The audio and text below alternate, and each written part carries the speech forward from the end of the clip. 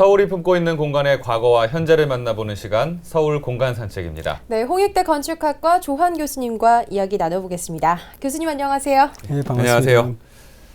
자, 이제 다음 주 월요일이 설입니다. 네, 그러네요. 이번 주부터 설 연휴가 시작이 되죠. 네. 근데 벌써 마음은 고향에 가 계신 분들 많으실 것 같아요. 네, 그렇습니다. 그런데 또 설레는 마음이랑 반대로 이 교통체증이랑 또 차례상 준비로 또 힘들어하실 분들도 많이 계실 것 같아요. 네. 네, 어떨까 교수님? 네, 그렇죠. 말씀하시는 것처럼 들뜨는 부분도 있겠지만, 네. 운전하신 분들은 교통체증만 생각만 하면 스트레스일 것 같고요. 네. 아내나 또 그런 분들은, 여성분들은 차례상 준비 더 큰 스트레스일 것 같고, 네. 또 젊은 친구들은 또 매번 명절 갈 때마다 결혼했냐, 취직했냐, 어르신들. 가기 싫어지죠. 제 얘기하시는 거 같아요. 네, 아이고. 벌써 스트레스 받는 분도 많이 계실 것 같은데, 그래서 오늘은 좀 명절 스트레스에서 벗어나 볼 수 있는 네. 그런 공간을 좀 소개해 드릴까 합니다. 그 서울시 은평구 북한산 자락에 위치한 그 진관사 템플스테이 역사관이라는 곳입니다. 진관사 템플스테이, 이름만 들어도 벌써 한 3분의 1은 힐링이 되는 기분인데요. 그러네요. 네, 저희 카메라가 다녀왔다고 합니다. 영상 보시고 계속해서 얘기 나누겠습니다.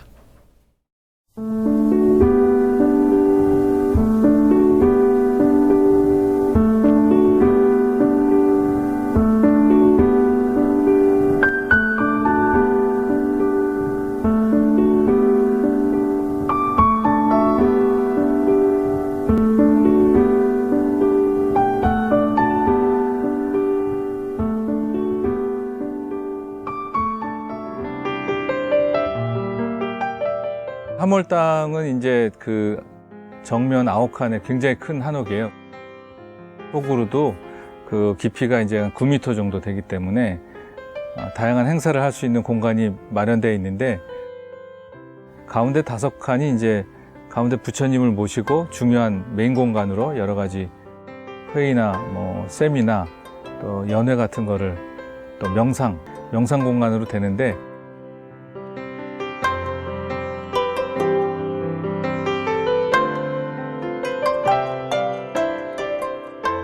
그다음에 이제 그 밑에 있는 영역은 이제 주로 대중 공양을 하는 공양관하고, 그리고 사찰 음식을 가리키는 이런 그 교실이라든가 어린이 법당 등 저장 창고라든가 이런 지원 시설들로 구성되어 있습니다.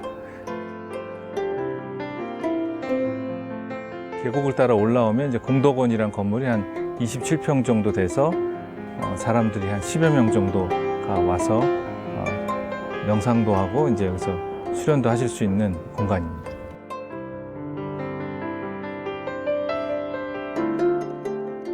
그리고 이제 맨 위에 있는 효림원이라 그래서 여기 한 15평 정도 되는 공간입니다.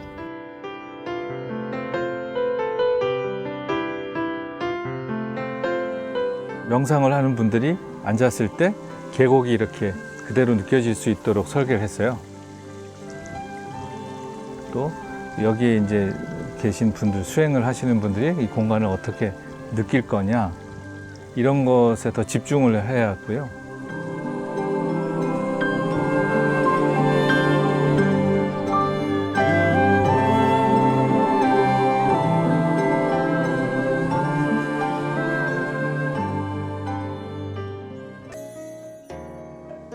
이제까지는 그 스님과, 그러니까 신도 중심의 이제 종교적 수행 공간의 역할을 하다가, 이제 사찰이 점점 사회에 열리면서 명상도 할 수 있고 수련도 할 수 있고 모임도 가질 수 있는 그런 공간으로서 어떠한 모습을 해야 되냐, 그거를 이제 여기에 제안했다라고 보시면 될 것 같습니다.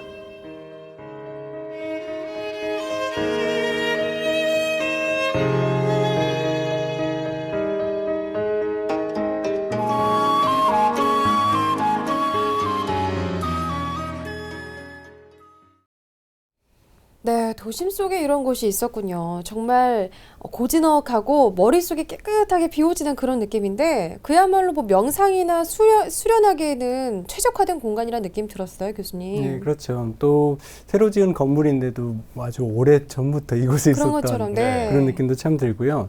특히 그 함월당이죠. 제일 큰 공간인데, 앉아서 이제 바깥을 보면 눈앞에 펼쳐지는 풍경이 정말 자연 속에 있는 느낌이 들어서 여기가 사실은 바로 지척에 서울 도심이 있다는 것도 뭐 네. 있게 만드는 그런 공간인 것 같습니다. 아유, 이게 서울 도심에 있다는 거 모르고 영상을 보면 네. 강원도 깊은 산에 있는 사찰인가 그럴 이런 것 생각이 같아요. 들었을 정도로 그냥 보기만 해도 힐링이 되는 그런 공간인 것 같아요. 네. 근데 뭐 그것보다도 우선 저런 한옥집에서 2, 3일 머무는 게 음, 진정한 마음의 힐링이 되는 거 아닐까요? 그렇겠죠? 예, 뭐 그런 부분도 있고요. 네. 뭐 근데 최근에 힐링이 참 한 뭐 큰 유행인 것 같긴 해요. 네. 뭐 그런 제목의 뭐 TV 프로그램도 네, 있었고요. 맞아요. 또 뭐 관련된 여행이라든가 뭐 공간 소개도 참 많은데 아마도 저희가 그 현대사회가 그만큼 각박해지면서 좀 많은 분들이 정신적으로 정서적으로 좀 치유가 필요한 상황인 것 같긴 합니다. 네. 뭐 그런 맥락에서 템플스테이의 어떤 매력은 뭘 특별히 보러 가는 여행하고는 좀 다르게 사실 불교 사찰이라는 곳이 현대 사회의 뭐 어떤 속도나 템포에서 많이 벗어난 곳이잖아요. 네. 그렇죠. 그런데 네. 들어가서 뭐 잊었던 자기 자신만을 좀 어떤 모습을 찾아볼 수 있는 뭐 그런 기회를 제공하는 것 같습니다. 네, 그러고 보니까 언제부터인지 모르겠지만 템플스테이가 좀 늘어나는 느낌이 들었어요, 교수님. 많이 늘었죠. 네, 그렇죠. 뭐 옛날에는 저희가 뭐 산사 체험이라는 말로 좀 설명하긴 했는데요. 네. 네. 템플스테이라는 이름으로 유행이 된 거는 2002년 그 한일 월드컵 때로 올라갑니다. 이제 네. 당시에 이제 관광객들을 대비해서 뭐 숙박시설을 좀 확충하는 것도 있고 또 한국의 전통 문화를 어떻게 소개할까는 맥락에서 이제 템플스테이가 시작이 되는데 뭐 지금은 전국에 뭐 100여 개가 넘는 사찰이 이 템플스테이 네. 프로그램에 오, 참여하고 그렇구나. 있다고 하고요. 네. 뭐 오늘 말씀드린 진간사 외에도 뭐 그 길상사라든가 조계사, 뭐 봉운사 같이 서울에만 해도 9곳에서 이제 템플스테이를 진행하고 있고 네. 또 전국적으로도 뭐 공주 마곡사, 뭐 강원도에 가면 낙산사도 있고요.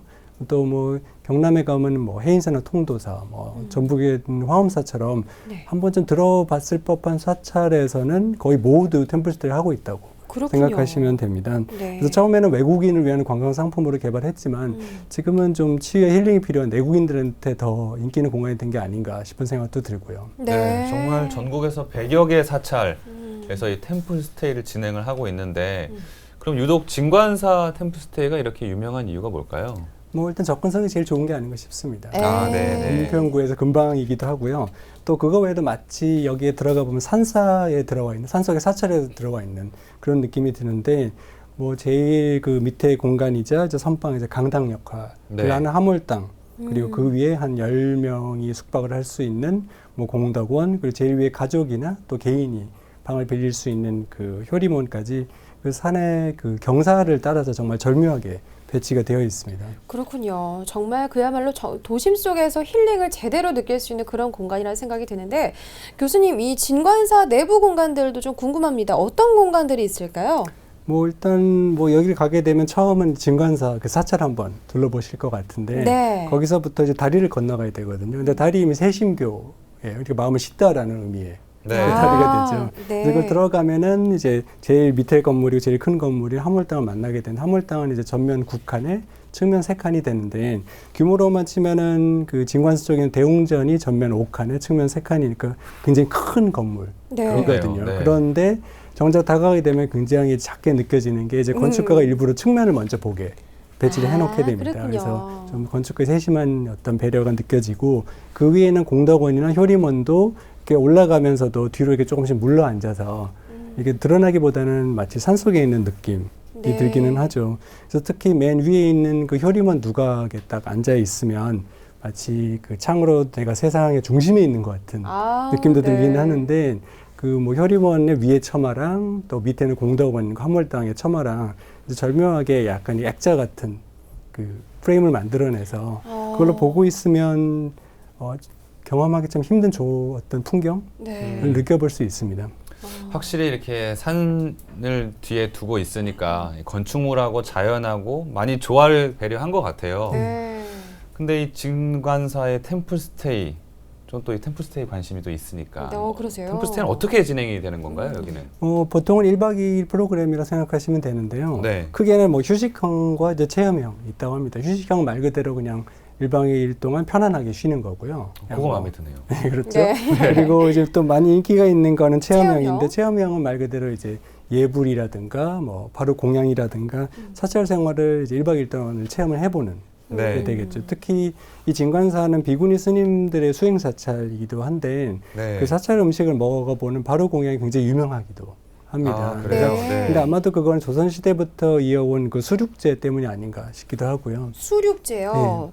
생소한 단어인데 수륙제가 어떤 걸까요, 교수님? 그 수륙제는 말 그대로 이제 물과 땅이라는 의미인데요. 그 네네. 물과 육제에서 헤매는 그 외로운 그 홀령들에게 이제 불법을 강설하고, 제사군요. 네, 그렇죠. 음식도 베풀어서 이제 그 홀령들을 구제하는 거를 목적으로 하는데요. 네. 보통 춘추는 하지만 크게는 그 매 윤년 윤달에 아주 크게 열리고요. 시작은 태조 이성계까지 이제 올라가는데, 조선을 개국하고 나서 좀 많은 분들이 희생됐기 때문에 뭐 그 순구충렬이라든가 또 그 죽은 고려 왕씨들의 네. 넋을 기리기 위해서 시작을 했다고 하는데, 네. 뭐 사실 근데 이제 진관사는 그 전에도 고려 8대 왕이죠. 현종 때 창건이 돼서 네. 뭐 조선 시대까지 그 많은 역대 왕들이 참배를 하고 또 뭐 여러 가지 물품을 보시하는 국가의 사찰, 국찰이기도 해서 뭐 그런 역사적 의미도 있지만, 혹시 두 분 그 사극 그 주태호는 보셨나요?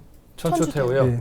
아, 저는 못 보진 본것 같은데요. 않았는데 최시라 씨가 배우 최시라 씨가 천추태우로 나왔다는 건 알고 있습니다. 뭐- 천추태우의 이 드라마에 진관사가 나오나요, 교수님? 뭐 배경이라도 할 수 있을 것 같아요. 야, 사실. 그렇군요. 그렇죠. 원래 천추태우는 그 원래 그 고려 5대 왕이죠. 경종의 세 번째 부인이었던 네. 이제 헌해왕후가 되는데, 그 자신의 이제 아들이 어린 아들이죠. 어린 아들인 이제 왕송이 이제 왕이 오르면서 목종이 되거든요. 7대 왕의 목종이 되면서 네. 네. 이제 뒤에서 수렴청정을 하면서 이제 천추태우라고 불리게 되는 거죠. 아, 그러니까 뭐 네. 굉장히 권력이 대단했겠죠. 그랬겠네요. 근데 문제는 자신의 아들이 있던 이제 목종이 그 후사가 없어서 그 권세가 있던 김치향이랑 사이에서 난 또 다른 아들을 이제 왕위에 올리려고 계획을 세우는데, 또 유일한 그 어떤 문제 중에 하나는 자신의 친동생이었던 또 같은 경종의 그 네 번째 왕비였던 현정왕후의 아들이 하나가 있었거든요. 복잡하네요. 네, 복잡하죠. 네, 근데 그 굉장합니다. 아들이 나중에 이제 현종이 되는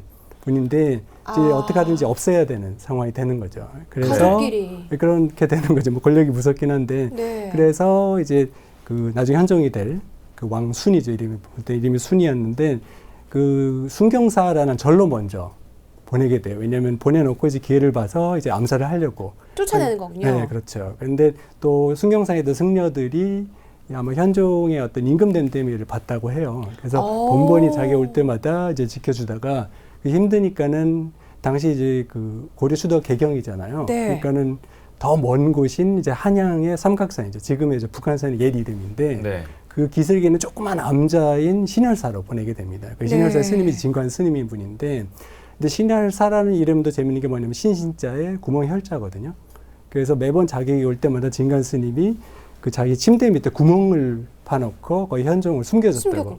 어. 네. 은인이네요. 그렇죠.